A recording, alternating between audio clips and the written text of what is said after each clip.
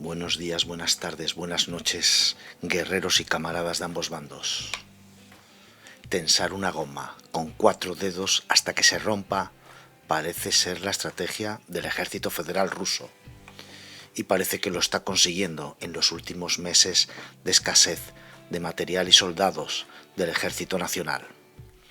El objetivo parece ser tensar tanto las defensas ucranianas para terminar quebrándolas y sin capacidad de enviar reservas suficientes a la zona en cuestión, permitiendo alcanzar objetivos operativos de base que puedan posteriormente ser explotados. Estos pulsos de penetración, este piano de Rachmaninoff, se produce a lo largo del extenso frente y actualmente se está tocando con 2 dedos fundamentalmente, Kharkov y Chasillar, pero se puede extender aún más, quizá con un 5.º dedo de la mano.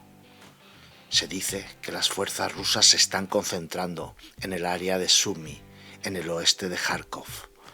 Sin embargo, aunque sean por el momento escasas, conseguirán el efecto deseado de atraer y fijar más fuerzas ucranianas en ese área fronteriza. Un observador militar ucraniano, Mashochets, declaró el 20 de mayo que el grupo ruso en el Oblast de Kursk está formado por entre 9.000 y 10.000 efectivos. Él mismo declaró que este grupo consta de 3 regimientos de fusileros motorizados, aunque de escasa potencia, pero suficientes para atraer y fijar fuerzas, facilitando las penetraciones en los vectores de Kharkov. Como ya os hemos narrado y videado en otras partes, la operación ofensiva iniciada el 10 de mayo en el norte tiene varios objetivos. 1. Atraer y fijar estratégicamente las reservas y material ucraniano de las operaciones defensivas en curso en el este, en los partes sobre Avdiivka, la primera línea Posavdiivka, etcétera, etcétera. Os lo hemos reflejado también la batalla de Bakhmut y Chasillar. Todo esto sería el frente del este, y si nos vamos más abajo, Vuhledar, la tira de sitios. Esta fuerza se está ahora concentrando en atraer más unidades ucranianas hacia el norte, todavía extender más la línea del frente. 2. Crear una zona de colchón en el norte que limite las acciones ucranianas en la profundidad del Oblast de Belgorod y que facilite el fuego, que llaman de rutina, de la artillería rusa sobre las defensas de la ciudad de Kharkov. Es decir, primero ese colchón que permite la seguridad de que no te ataquen a ti en profundidad, y por otro lado permite ubicar tu artillería y atacar permanentemente esa población fundamental, ese objetivo estratégico a largo plazo que será la toma de la ciudad de Kharkov. Como decía Carlos V, mi primo Francisco y yo queremos lo mismo, los dos queremos Milán. Así se repartían las ciudades entre primos, como ahora se las reparten los primos hermanos eslavos. Bueno, el segundo punto, como decimos, es crear ese colchón que limite. Y el tercer punto, que será establecer una base de una posible operación ofensiva más ambiciosa para la campaña de este próximo verano o del año que viene. Estos 3 elementos quedarán de sobra reflejados en las informaciones que os vamos a transmitir a continuación, según declaran distintas fuentes. No somos nosotros los que declaramos estas cosas, son estas fuentes de uno y otro bando, ya lo sabéis. El ejército federal continúa empujando estos días, como os hemos narrado en el anterior parte, para explotar cualquier vulnerabilidad, y se han terminado alcanzando las posiciones que os habíamos dibujado en los mapas. En el frente norte estamos hablando en estos momentos. Eso para los que os quejáis del término desaceleración. A veces se desacelera para luego coger nuevo impulso. Esas frases de con pie en pared o ni un paso hacia atrás no es verdad. A veces hay que parar un poquitito para luego seguir avanzando, porque muchas veces necesitas traer refuerzos, o te han traído refuerzos los defensores y te han paralizado. Y no pasa nada, chavales. La ofensiva obligó a una brigada del ejército republicano ucraniano que defendía Chasillar a ser enviada de urgencia a Bochansk. Los objetivos se han alcanzado tanto en el vector que cae sobre Kharkov, o sea, que es la población de Lipchitz como objetivo principal, y en el vector del este, con Bochansk como objetivo. Como os hemos dicho, ha habido una brigada que se ha trasladado de Chasillar a la zona de Bochansk y que parece que paralizó la ofensiva, pero al final el ejército ruso está alcanzando sus posiciones a lo largo del río Bochansk, que es una derivación del Donetsk.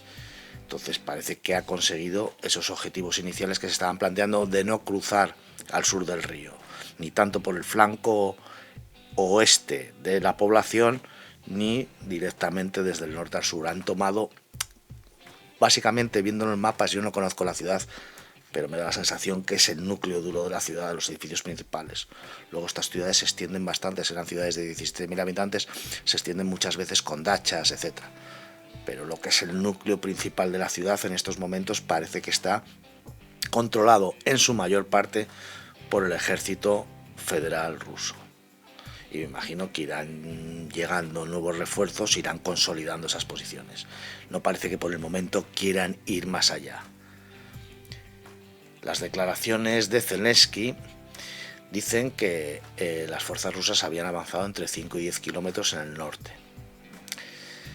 El ejército federal está llevando a cabo la primera de varias oleadas de operaciones ofensivas en la zona. Son oleadas de ataques tácticos, que no es lo mismo, dice el propio Zelensky, que una segunda fase de la operación. Porque primero se puede necesitar lanzar varias oleadas tácticas tanto en un vector como en otro. Las evidencias disponibles indican que las fuerzas rusas hasta ahora solo han comprometido una cantidad limitada de las fuerzas preparadas que mantiene Rusia en las provincias oblast de Belgorod, Kursk y Bryansk para operaciones ofensivas en ese área. Fuentes ucranianas declararon anteriormente que el ejército federal había enviado 2.000 efectivos a la línea del frente a lo largo de la frontera y tiene entre 1.500 y 2.000 efectivos en reserva inmediato. Esta es información del 11 de mayo. Por otro lado, han señalado que las fuerzas rusas comprometidas hasta ahora con operaciones ofensivas pueden ya estar degradadas después de haber sufrido pérdidas. Parece que el comando militar ruso quizás no esté comprometiendo las reservas disponibles del agrupamiento de las fuerzas del norte del todo, porque quiere esperar a una segunda fase de las operaciones ofensivas. Parece ser que podríamos estar hablando de 35.000 efectivos desplegados en la zona. Y en el área podríamos establecer entre 50 y 75.000 personas. Estos mismos te están diciendo y te están hablando de los pulsos, cómo se pueden hacer repetidas operaciones ofensivas a lo largo de diferentes sectores como pulsos, y entonces se van aumentando, incrementando en uno y otro. Esto lo venimos narrando desde el principio de los partes. Es una presión constante y es lo que decimos de la goma que se va estirando con distintos dedos hasta que de repente, clac, se quiebra en un sitio. Lo que pasa que en ese momento sí que es necesario tener fuerzas suficientes para explotar la brecha y que no te la destrocen. Y eso es lo que se pone en duda muchas veces, que realmente haya fuerzas de explotación suficientes en esta guerra de desgaste para conseguir esos objetivos estratégicos fundamentales, es decir, Milán, Kharkov. Actualmente las fuerzas rusas están dando prioridad a la toma de Bochansk, porque probablemente sea uno de los objetivos tácticos restantes de la primera fase de las operaciones ofensivas en el norte del Oblast de Kharkov. Las fuerzas rusas llevaron a cabo los ataques en puentes en el río Siversky Donetsk para aislar rápidamente el campo de batalla al este del río con el fin de mejorar sus posibilidades de degradar las líneas de comunicación terrestres ucranianas y apoderarse rápidamente de Bochansk. Se informa que las fuerzas rusas están llevando a cabo un mayor número de ataques con bombas planeadoras contra el asentamiento más que en la dirección a Lipsk, o sea que se están centrando, el comando militar ruso se está centrando mucho en la zona de Vovchansk como uno de los objetivos claves.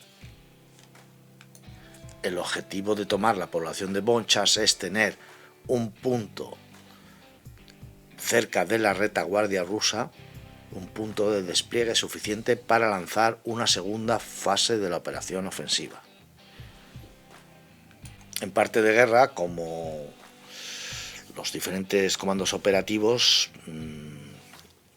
menos el comando operativo ruso, que a lo mejor tampoco lo sabe exactamente porque se va probando en un frente, en otro, en esos pulsos, a ver por dónde se puede penetrar mejor.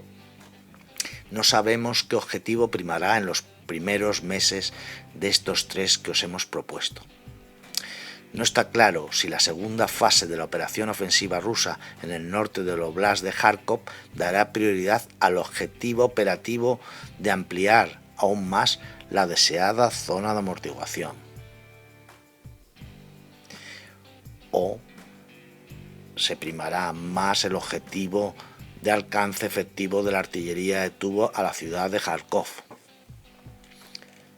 Y tampoco sabemos si las fuerzas rusas podrían imaginar una fase posterior de las operaciones ofensivas desde Vovchansk, apuntando a Kupiansk desde Veliki y Burluk. Zelensky, esta dirección operativa intentaría amenazar la retaguardia de Kupiansk. Y es una de las posibilidades que lo han planteado varios analistas, que a la larga eso sea un vector de penetración para ir atacando a las fuerzas que están defendiendo la población de Kupiansk, que os la hemos dibujado en el mapa. No obstante, es una zona que tiene muchas alturas tácticas, es muy rugosa. Nosotros, claro, vemos Ucrania y siempre nos parece súper llano, sobre todo las personas que vivimos en zonas montañosas, de verdad. Pero hay muchas lomas, colinas tácticas, bosques, zonas de agua, etc. No obstante, probablemente las defensas en profundidad que estén organizando los ucranianos dejen bastante liberadas las primeras zonas de esa línea que va desde Vovchansk a Kupiansk, por el otro lado del río. Bueno, esto ha sido todo por hoy en esta parte de Guerra Imperial. Esperemos que hagáis vuestros comentarios, que están muy bien. A veces puede haber contradicciones porque esto lleva su trabajo, yo os puedo comentar cosas, me cuesta también tiempo hacer los vídeos, me puedo equivocar como cualquier humano, no tengo una bola de cristal, simplemente analizo las distintas informaciones y os voy dando un poco esa visión. Intento no opinar demasiado porque al final un parte es algo frío y tiene que ser frío, porque es, ya lo sabéis, una información para ambos bandos. Así que os dejo, si queréis darle un like, dar vuestra opinión, ya sabéis que yo si puedo os la contesto, siempre con respeto y sin intentar llegar a más, porque a fin de cuentas nosotros, la mayoría de los que estamos escuchando los partes o vemos las informaciones y seguimos la guerra de Ucrania, no estamos padeciendo la guerra. No estamos metidos en una trinchera, no nos está cayendo una bomba, no estamos quemados, sufriendo, etc. O sea que os pido que tengáis respeto siempre por las personas y por la gente que está muriendo. Mucho respeto. Y por el momento los comentarios son bastante respetuosos, con lo cual yo sigo con el canal en ese sentido. Y por último, si queréis suscribiros. Ya sabéis, el odio no conduce a nada bueno. Un saludo y esto ha sido parte de Guerra Imperial.